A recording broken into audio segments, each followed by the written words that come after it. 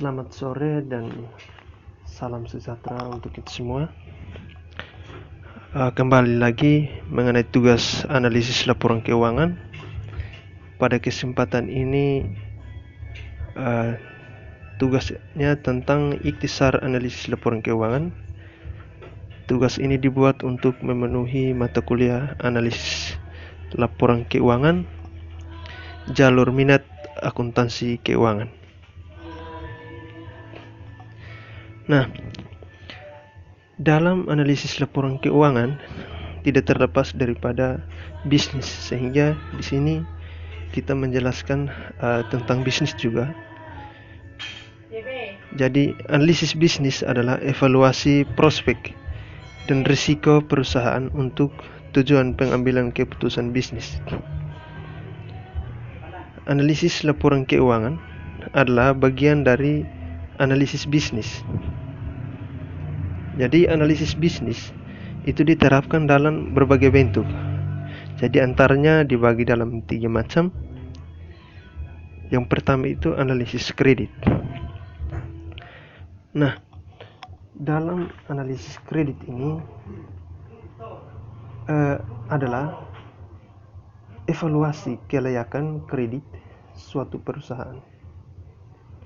Kelayakan kredit adalah kemampuan perusahaan untuk memenuhi kewajiban kreditnya. Dinyatakan secara berbeda. Jadi ini adalah kemampuan perusahaan untuk membayar tagihannya. Nah, oleh karena itu, jadi fokus utama analisis kredit itu adalah pada risiko, bukan pada profitabilitas.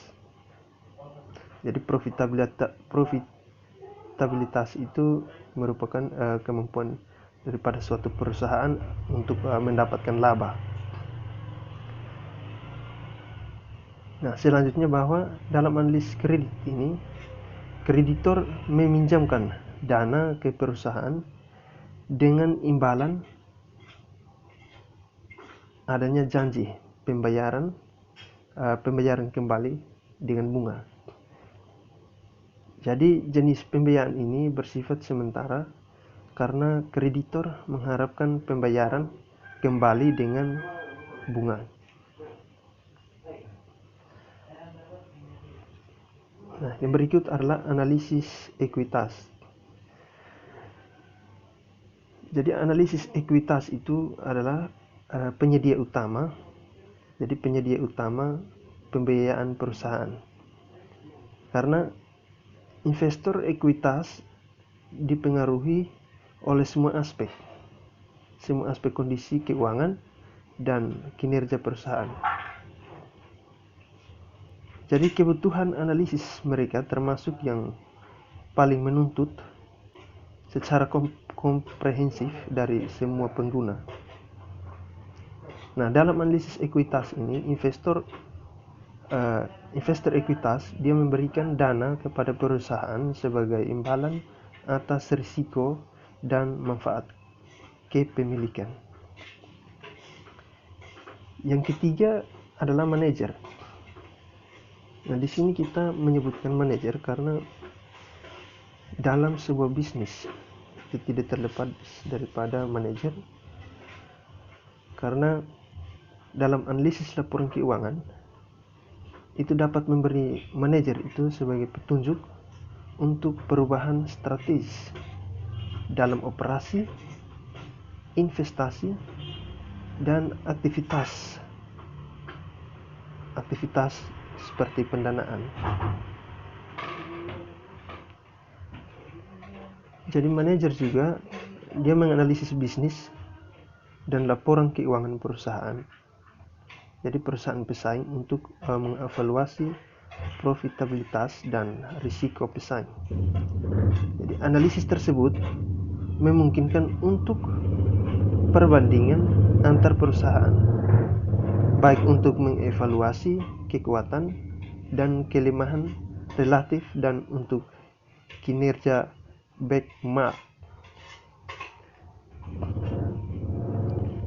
atau dengan kata lain benchmark artinya sebuah pengukuran dari kualitas kebijakan organisasi.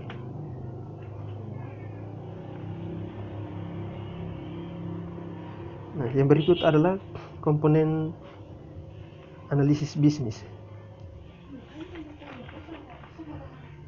Jadi dalam komponen analisis bisnis ini merupakan satu rangkaian di dalam analisis keuangan. Jadi yang pertama, business environment and strategic analysis. Jadi ini artinya analisis lingkungan dan strategi bisnis. Jadi analisis lingkungan dan strategi bisnis ini merupakan suatu analisis yang perlu diterapkan dalam sebuah usaha, karena berbicara bisnis itu tidak terlepas daripada lingkungan yang letaknya harus strategis. Nah, di bawahnya itu ada industri analisis atau analisis industri. Terus ada juga strategi analisis, analisis strategi. Di bawahnya itu ada accounting analisis atau analisis akuntansi. Ada financial analisis atau analisis keuangan. Terus profitability analisis atau analisis profitabilitas, analisis arus kas, terus analisis risiko, ada juga perkiraan biaya modal dan lain sebagainya. Jadi dari beberapa komponen ini, singkatnya bahwa analisis bisnis itu mencakup beberapa proses yang saling terkait, seperti pada gambar, mengidentifikasi beberapa proses. Jadi proses ini di dalam konteks memperkirakan nilai perusahaan. Jadi nilai perusahaan atau nilai intrinsik atau diestimasi itu diperkirakan dengan menggunakan model penilaian atau merupakan suatu input untuk model penilaian, termasuk estimasi pembayaran masa depan atau arus kas prospektif atau pendapatan dan biaya modal. Jadi untuk meramalkan pembayaran masa depan secara akurat, penting untuk mengevaluasi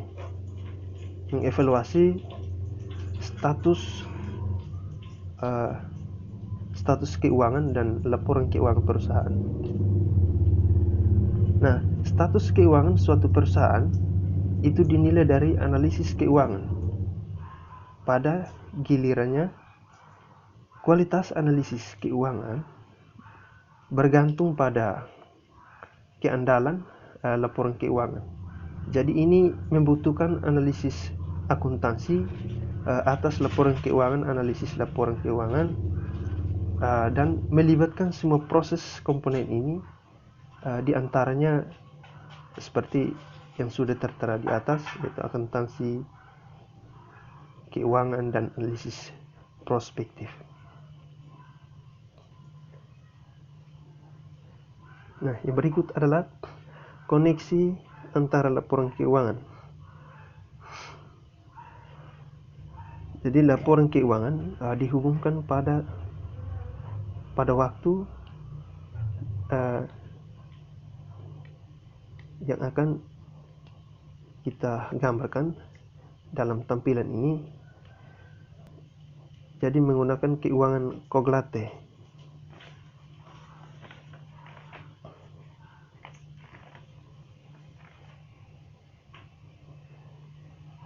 Nah, ini adalah salah satu financial statement yang kita ambil.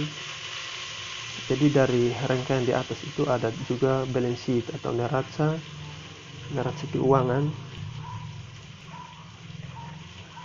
ada juga statement of cash flows for year edit atau laporan arus kas untuk tahun terakhir, ada juga laporan laba rugi untuk tahun terakhir atau disebut income statement for year edit. Ada juga statement of shareholders equity atau pernyataan ekuitas pemegang saham. Nah, ini adalah salah satu contoh dari perusahaan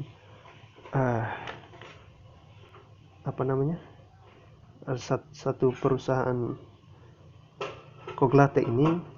Jadi singkatnya bahwa neraca Coglate ini adalah daftar aktivitas investasi dan pendanaannya pada suatu titik waktu. Jadi ada 3 pernyataan itu dari arus kas, pendapatan, dan ekuitas pemegang saham. Jadi menjelaskan perubahan atau biasanya dari aktivitas operasi selama periode waktu untuk aktivitas investasi dan pendanaan Coglate. Jadi singkatnya bahwa laporan keuangan dihubungkan dengan desain. Jadi laporan periode waktu atau laporan laba rugi, laporan arus kas, dan laporan ekuitas pemegang saham itu menjelaskan neraca di suatu titik. Jadi ini dikenal sebagai artikulasi laporan keuangan.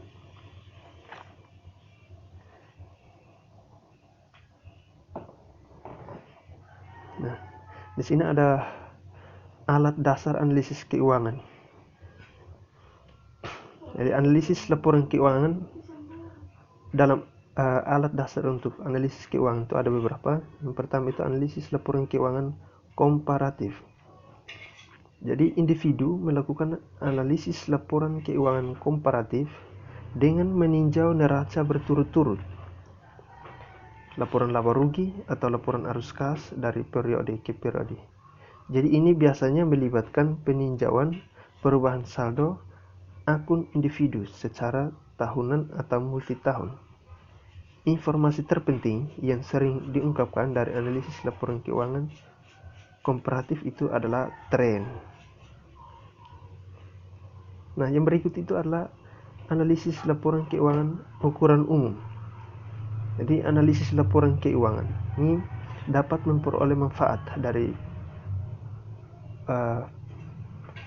mengetahui beberapa proporsi suatu kelompok atau subkelompok yang terdiri dari akun tertentu.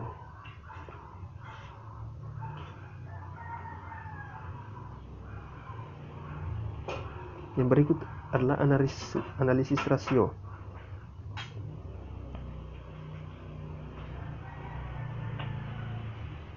Jadi analisis rasio ini mengungkapkan hubungan matematis antara dua besaran rasio 2000 berbanding dengan 100 dinyatakan sebagai 2:1 atau hanya 2.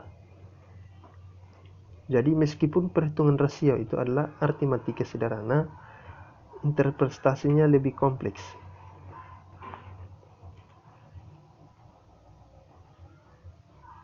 Yang berikut adalah model penilaian.